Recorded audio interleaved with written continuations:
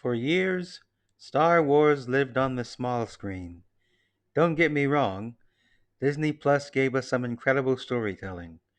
We got the gritty espionage of Andor, the nostalgia of Obi-Wan, and of course, the weekly adventures of a certain helmeted bounty hunter. But let's be honest, Star Wars was born for the biggest screen imaginable. And after a long cinematic hiatus, Lucasfilm didn't look to the Jedi or the Skywalkers to bring them back to the multiplex. They looked to a foundling and his foster dad. Today, we're breaking down the Mandalorian and Grogu, how this dynamic duo reclaimed the cinema, the fascinating evolution of Din Djarin, the absolute necessity of IMAX, and how a puppet took over global pop culture. Let's look at the facts. After the rise of Skywalker in 2019, Star Wars movies entered a bit of a creative limbo. Projects were announced, delayed, or vanished into the unknown regions. Television became the franchise's life support system. But television, no matter how good, has limitations. Star Wars is fundamentally about scale.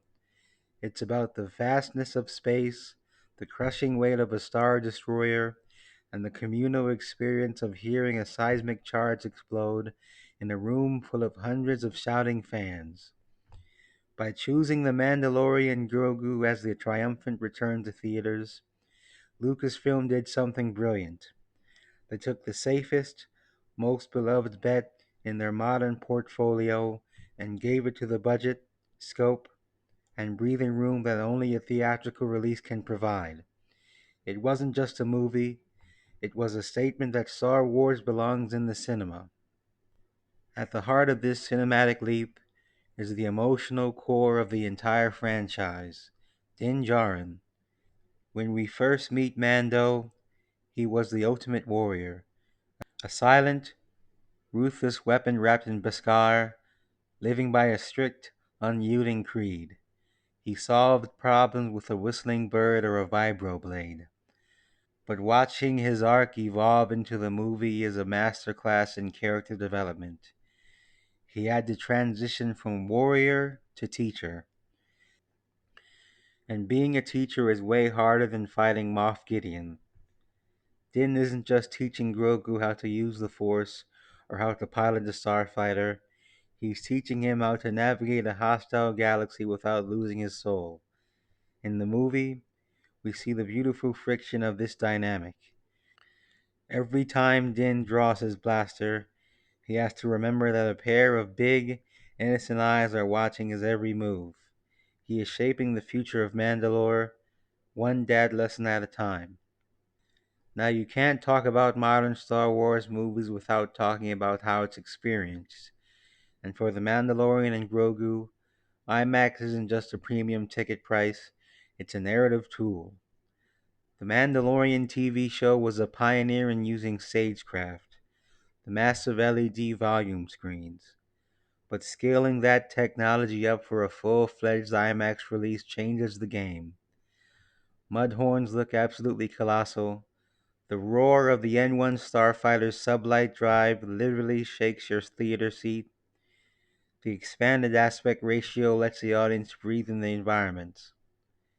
When you see a dogfight in the upper atmosphere of a planet in standard definition, it's cool. When you see it in IMAX, you get that classic 1977 visceral vertigo that George Lucas always intended. It turns a weekly space adventure into a monumental event. Of course, we have to talk about the absolute titan of pop culture, the child, the asset, Baby Yoda.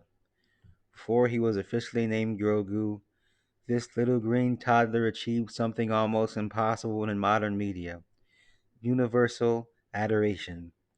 In a world where the internet agrees on absolutely nothing, everyone everywhere collectively agreed that they would die for this puppet. Why did the phenomenon work so well? It wasn't just corporate marketing. In fact, Disney famously held back merchandise initially to prevent spoilers. It worked because Grogu is the perfect blend of vulnerability and immense power. He represents the innocent, magical heart of Star Wars. Moving into a major motion picture, the Baby Yoda phenomenon faced its biggest test. Could a character built on internet memes hold up a 2-hour theatrical narrative? The answer is a resounding yes, because behind the cute soup sipping and ear wiggling is a character with real stakes, carrying the legacy of both the Jedi and the Mandalorians on his tiny shoulders. The Mandalorian and Grogu is more than just another entry in the holocron. It proves that the magic of Star Wars isn't tied to a specific era or a specific family bloodline. It's about the bond between a father and his son, surviving in a galaxy far, far away, and reminding us all why we love going to the movies. But what do you think? Did the movie do justice to the IMAX format? And which version of Din Djarin do you prefer? The ruthless warrior or the protective teacher? Let me know in the comments below.